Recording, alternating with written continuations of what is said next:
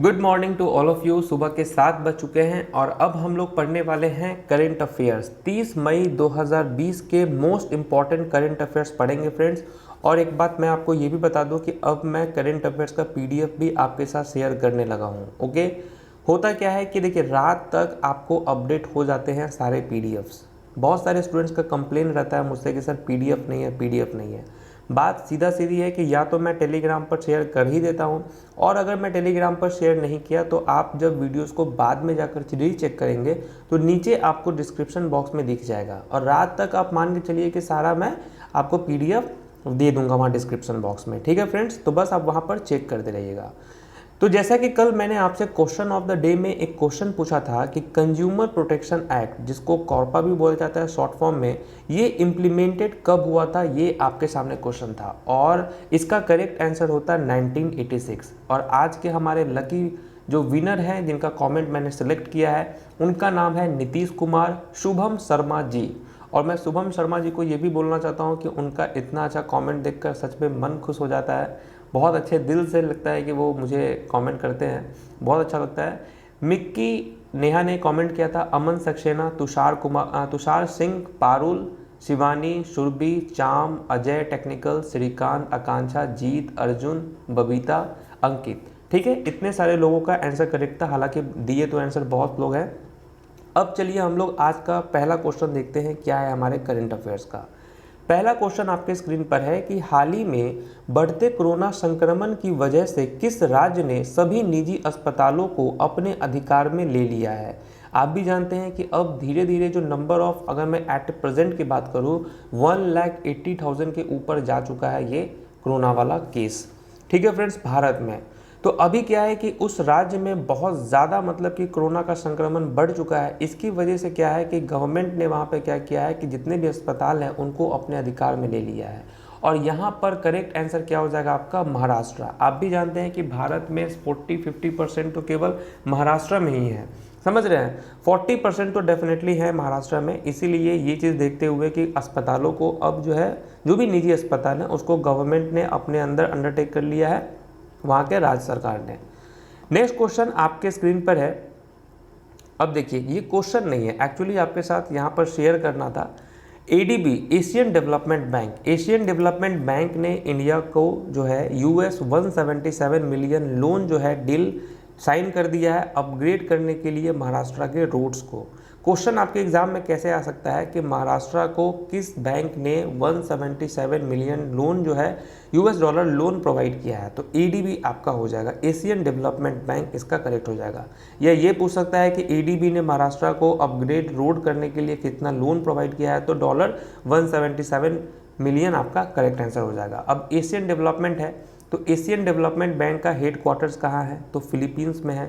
ये फाउंडेड कब हुआ था, तो 19 दिसंबर 1966 को ये फाउंडेड हुआ था। और इसमें टोटल कितने मेंबर हैं, तो 68 टोटल मेंबर हैं इसमें, टोटल कंट्रीज़ के मेंबर हैं। उसके बाद इसके अगर प्रेसिडेंट की बात करें तो प्रेसिडेंट है मस्ताशगु अशकवा जो हैं, ये इसके प्रेसिडेंट है। और इस बार जो सीजीएल का एग्ज़ाम हुआ था उसमें ये क्वेश्चन आया भी था कि एशियन डेवलपमेंट बैंक के प्रेसिडेंट कौन है, तो मस्ताशगु अशकवा जो है इसका करेक्ट आंसर हो जाएगा। अब देखिए यहाँ पर थर्ड क्वेश्चन आपके सामने है कि recently in which country the archaeological department of India has got an 1100 years old shivlings. ये भारत के लिए भी बहुत मतलब एक तरह से प्राउड मोमेंट है कि इतने साल पुराने जो है ओल्ड शिवलिंग जो है, आप जानते हैं ना शंकर जी का शिवलिंग, ये किस देश में मिला है। ठीक है फ्रेंड्स, ये देखिए यही वो शिवलिंग है जो कि एक जो आर्कियोलॉजिकल डिपार्टमेंट है उन्होंने कहा है कि ये 1100 साल पुराना शिवलिंग है। समझ रहे हैं बात को, तो ये किस कंट्री में मिला है, किस कंट्री के आर्कियोलॉजिकल डिपार्टमेंट को ये मिला है, तो इसका करेक्ट आंसर वियतनाम हो जाएगा। Okay, Vietnam. तो recently in which country the archaeological department of India has got an 1100 years old shivlings, तो इसका आंसर हो जाएगा वियतनाम। नेक्स्ट क्वेश्चन आपके स्क्रीन पर है कि ADB has announced a loan of $250 million to which country to fight कोविड-19। Okay, तो एशियन डेवलपमेंट बैंक ने 250 मिलियन यूएस डॉलर किस कंट्री को दिया है ताकि वो लड़ सके कोविड-19 के बढ़ते संक्रमण को, और इसका करेक्ट आंसर क्या हो जाएगा, यस, इसका करेक्ट आंसर हो जाएगा नेपाल। ठीक है। नेपाल को दिया है एशियन डेवलपमेंट बैंक ने कितना loan, 250 million US$। Okay friends, next question आपके स्क्रीन पर है कि recently which state government has imposed a fine of 500 rupees on those who do not wear mask eight public places. ठीक है, तो हाल ही में किस राज्य सरकार ने सार्वजनिक स्थलों पर मास्क न पहनने वालों पर 500 रुपये का जुर्माना लगाया जाएगा। ठीक है, तो ये किस स्टेट गवर्नमेंट ने ये फैसला लिया है, और यहाँ पर करेक्ट आंसर हो जाएगा आपका हरियाणा। आप देखेंगे आने वाले टाइम में कि जितने भी स्टेट्स है, सेंटर ऑफ स्टेट्स को पूरा पावर दे देगा कि ठीक है आप अपने तरीके से हैंडल कीजिए सिचुएशन को। ओके फ्रेंड्स, तो हर एक स्टेट जो है अपना अपना स्टेप लेगा ताकि इन सब चीज़ों को रोका जा सके। और मुझे डर इस बात का है कि इसका जो है साइड इफेक्ट देखने को मिलेगा, नेगेटिव इम्पैक्ट देखने को मिलेगा इस तरीके का फाइन का, कि लोग यही है कि अब 3 की जगह पे, अब देखिए हरियाणा सरकार ने बहुत चीज़ लगाया है कि अगर कोई कार है तो उस कार में सिर्फ 3 लोग ही ट्रैवल कर सकते हैं। अगर 3 से ज़्यादा अगर आप रहें तो आपको 2000 रुपये फाइन देना पड़ेगा। ओके, अगर बस है तो एक लिमिटेड नंबर ऑफ सीट चलेगा, ऑटो है तो ऑटो में भी 2 आदमी से ज़्यादा आपको नहीं जाना है, और अगर आप जाते हैं तो आपको फाइन देना पड़ेगा 500, 1000, 200, 2000, इस हिसाब से आपको फाइन देना पड़ेगा। अब इसका गलत इस्तेमाल क्या हो सकता है कि मान के चलिए कि 3-4 आदमी अगर ट्रैवल किया और वो कुछ ब्लैक मनी दे दिया कि ठीक है भैया आप लीजिए 5-10 रुपया और जो है हमको जाने दीजिए, तो जा भी सकता है। तो ये सब चीज़ पे थोड़ा सा रोक अगर लगाया जा रहा है, इम्प्लीमेंट किया जा रहा है, तो इस पर पूरा तरह से मतलब एक्शन भी लेना पड़ेगा गवर्नमेंट को। हालांकि इसका आंसर हरियाणा हो जाएगा। नेक्स्ट क्वेश्चन है कि recently SEBI has find NHAI how many lakhs. Okay, अब NHAI है तो NHAI का फुल फॉर्म क्या होता है, तो national highway authority of India. तो securities exchange board of India ने NHAI पे कितना लाख का फाइन लगाया है। ठीक है, तो इसका करेक्ट आंसर हो जाएगा आपका 7 लाख रुपया जो है फाइन लगाया है NHAI को। अब देखिए securities exchange board of India, ये इंपॉर्टेंट है, इसलिए मैंने इसके बारे में थोड़ा सा आपको बताना उचित समझा कि securities exchange board of India जो है ये फाउंडेड कब हुआ था। ये बहुत बार क्वेश्चन पूछा जाता है कि फाउंडेड कब हुआ था, तो 12 अप्रैल 1992 को फाउंडेड हुआ था। ओके, सेक्टर क्या है इसका, तो सिक्योरिटीज मार्केट का है। हेड क्वार्टर का है, हेड क्वार्टर इंपॉर्टेंट है, मुंबई है। और चेयरपर्सन कौन है, तो अजय त्यागी जो है इसके चेयरमैन है, अजय त्यागी। ठीक है, तो ये कुछ इंपॉर्टेंट चीज़ है जो कि आपको इसके बारे में जानना जरूरी है। नेक्स्ट क्वेश्चन आपके स्क्रीन पर है कि recently P. Kumaran has been appointed as the high commissioner of India in which country. तो हाल ही में P. कुमारन को किस देश में भारत का उच्चायुक्त नियुक्त किया गया है। ठीक है, तो P. कुमारन को कहाँ का मतलब कि भारत का उच्च नियुक्त किया गया है, किस देश में, और यहाँ पर करेक्ट आंसर क्या हो जाएगा, सिंगापुर। ठीक है, तो यहाँ पर आपका क्वेश्चन क्या है कि हाल ही में P. कुमारन को किस देश में भारत का उच्चायुक्त नियुक्त किया गया है, करेक्ट आंसर आपका सिंगापुर हो जाएगा। नेक्स्ट क्वेश्चन है कि हाल ही में फ्लिपकार्ट ने किस राज्य के मैंगो बोर्ड के साथ समझौता किया है। तो फ्लिपकार्ट जो है भारत का ये मतलब बिगेस्ट ऑनलाइन मार्केटिंग है।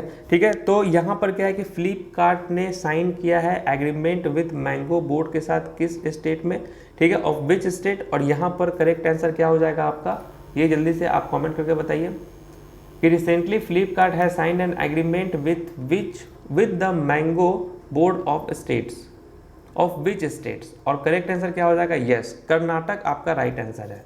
ठीक है, कर्नाटका आपका राइट आंसर है। नेक्स्ट क्वेश्चन है कि recently who has been appointed as the new chairman of New Development Bank. New Development Bank के न्यू चेयरमैन कौन अपॉइंट हुए हैं अभी हाल में, क्योंकि ये क्वेश्चन बहुत ज़्यादा इंपॉर्टेंट है। अगर क्वेश्चन एग्जाम होता है, क्वेश्चन पूछा जाएगा, तो ये क्वेश्चन तो डेफिनेटली पूछ सकता है एग्जाम में कि न्यू डेवलपमेंट बैंक के न्यू चेयरमैन के रूप में कौन अपॉइंट हुए हैं, और यहाँ पर करेक्ट आंसर क्या हो जाएगा, मैक्रोस टिरियोस जो है ये आपका राइट आंसर है, मैक्रोस टिरियोस। ठीक है, इससे पहले केवी कामत थे।